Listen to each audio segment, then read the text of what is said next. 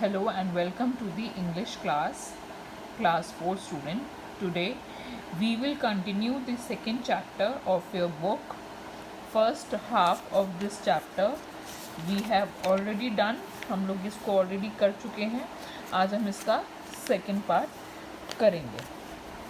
Okay students, so let's begin. See, I have broken my glasses. देखा मैंने अपने glasses तोड़ दिए, चश्मा मैंने अपना तोड़ दिया. Grandpa said desperately. ठीक है. और no problem grandpa said Bala, we will just go and get them fixed. तो बाला कहती है कोई परेशानी नहीं दादाजी, अभी हम बस जाएंगे और इनको ठीक करवा देंगे. गेट देम फिक्स्ड मतलब उन्हें ठीक करवा देंगे.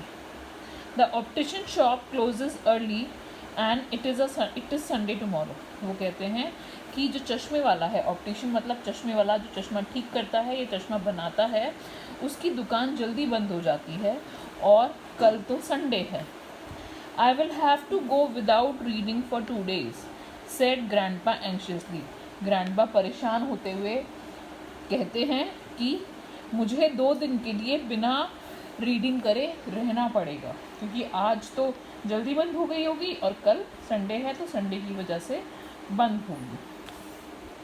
बाला took the glasses in her hands and inspected them carefully. Bala ने चश्मा अपने हाथों में लिया और इंस्पेक्टेड देम केयरफुली मतलब उसे ढंग से देखा. Grandpa, I have a way out, she shrieked as she ran out of the room. उसने चिल्लाते हुए कहा कि दादाजी मेरे पास इसका एक रास्ता है. She brought 2 shoelaces and tied them to either side of the glasses. वे भागते हुए गई अपने कमरे से. 2 shoelaces मतलब जूते के फीते को लेकर आई और चश्मे के दोनों तरफ बांध दिया. She then fixed the glasses on grandpa's ear. और चश्मे को दादाजी के कान पर रख दिया. Grandpa was happy. दादाजी बहुत खुश थे. He thanked Bala and promised her a new story. Bala went away.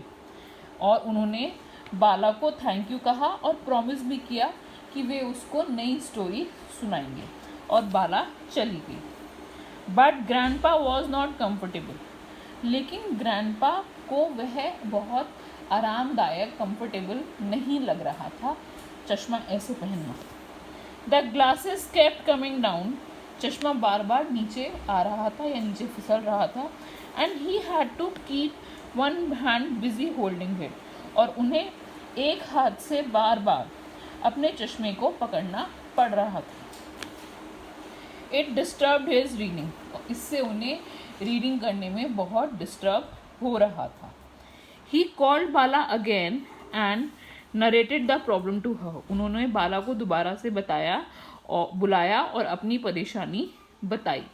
Narrated या तो सुनाई या बयान करी. ठीक है.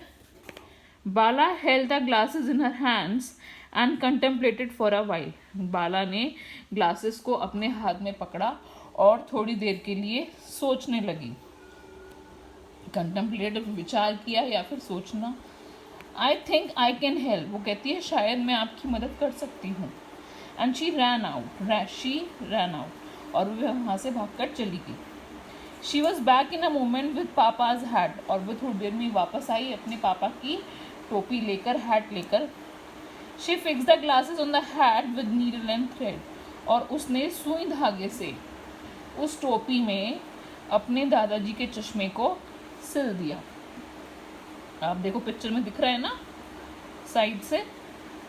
Grandpa wore the glasses hat. और ग्रैंडपा ने चश्मे वाली हैट को पहन लिया. He was better able to read now. और अब वो पहले से ढंग से पढ़ पा रहे थे. ही kissed on Bala's rosy cheek and said may God bless you. उन्होंने बाला को उसके गालों पर प्यार किया और उससे कहा कि भगवान तुम्हें हमेशा खुश रखे, आशीर्वाद दिया. ओके स्टूडेंट्स, तो इस स्टोरी से हमें यह सीखने को मिलता है कि हमें हमेशा अपने ग्रैंड पेरेंट्स के साथ प्यार से रहना चाहिए. वो बूढ़े हो जाते हैं, ओल्ड हो जाते हैं, तो और ज़्यादा उनका ध्यान रखना चाहिए. Okay, so in today's class we will discuss the word meanings of this chapter. Okay, word meanings are here. Chapter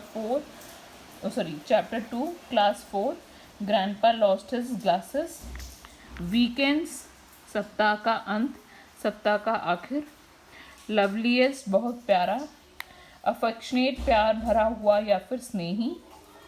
Worst, बहुत बुरा. Dropped, गिरा देना.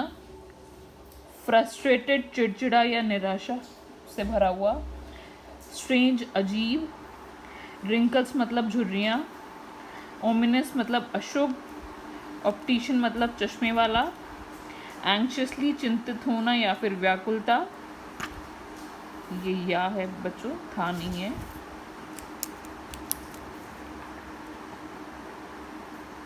व्याकुलता. Shriek मतलब चिल्लाना. Narrated मतलब सुनाना या वर्णन करना. Contemplated विचार किया या फिर हम कह सकते हैं सोचना. ओके, तो आज का आपका होमवर्क है, आप सारे ये वर्ड मीनिंग्स को अपनी नोटबुक में कंप्लीट करेंगे, प्लस आप इनको लर्न करेंगे एंड जो चैप्टर का ये सेकंड पार्ट आज हमने पढ़ा है इसको रीड करेंगे और इसकी एक्सप्लेनेशन को समझेंगे. Okay, thank you students.